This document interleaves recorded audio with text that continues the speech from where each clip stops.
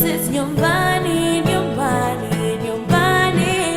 Ukoni home. How in the world? Okay. Uhoroooo Andu House. Today's video is a book review of Rich Dad Poor Dad by Robert Kiyosaki. This book has 6 good lessons. The first one is told through Robert Kiyosaki's childhood experience, and the other 5 are told in different ways. Let's start with the childhood story. Robert Kiyosaki was privileged to learn from 2 dads that were different from each other. One has the habit of saying, "I can't afford it," while the other forbids those words and insists one to ask, "How can I afford it?" Reason being, when you say you can't afford it, your brain stops working, it stops looking for solutions. But when you ask, "How can I afford it?" your mind goes to work to find ways of making money so that you can get what you want. Okay? One wanted him to study hard, earn a degree, get a good job to earn him money, while the other encouraged him to study to be rich, to understand how money works, and to learn how to make the money work for him. So at the age of 9, he finally decided whom to listen to and to learn from. Whom do you think he chose, guys? So this book is about financial education, and I have 3 main takeaways from this book, okay? So the first one being knowing the difference between an asset and a liability. I did learn this in school, but he explains it in the most simple way that any single person can understand. He says an asset puts money in your pocket, while a liability takes money from your pocket. That's simple, guys.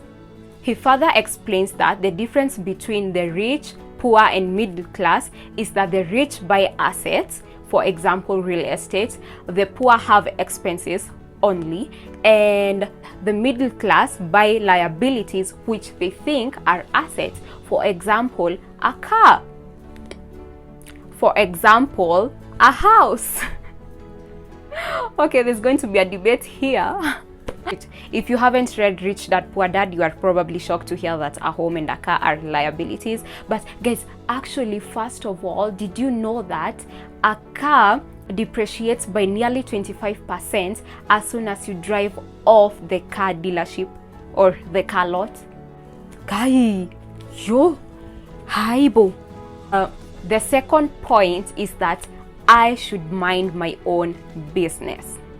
So when I ask you, what is your business? And you tell me, I'm a banker. But do you own the bank? Probably not. So minding your own business means, apart from your profession, what else do you do to build your asset column? What else brings money into your pocket? The last point is freeing myself from the rat race. What is the rat race? Waking up, going to work, paying the bills. Waking up, going to work, paying the bills. So how do I do that? You use your most important asset, which is your mind.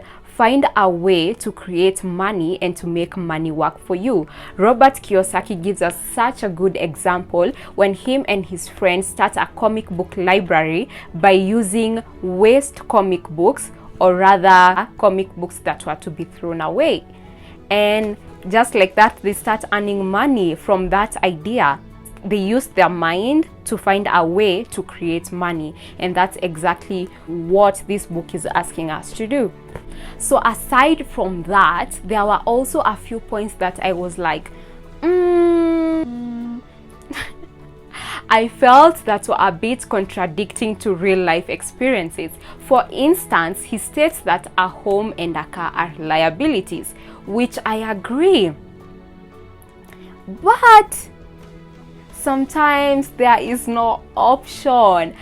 I feel like it would be more convenient for a family to own a home and a car that are not way out of their budget, to avoid paying high rent costs and a lot of transport costs, or having to walk miles and miles and hence saving time. I don't know, what do you guys think about that? The other point that I'm not fully on board is when he encourages less specialization and more of a little bit of a lot. While that may be advantageous to have all this knowledge, it may be discouraging to those who are pursuing their passion, which is more specialized because they know exactly what they want to do. So I'm on the fence over here, guys. I don't know. Specialization, more of a little bit of a lot. What do you guys think of that? Let me know. Anyway, guys, those are my thoughts plus the review. So see you guys next week. Bye. Love you.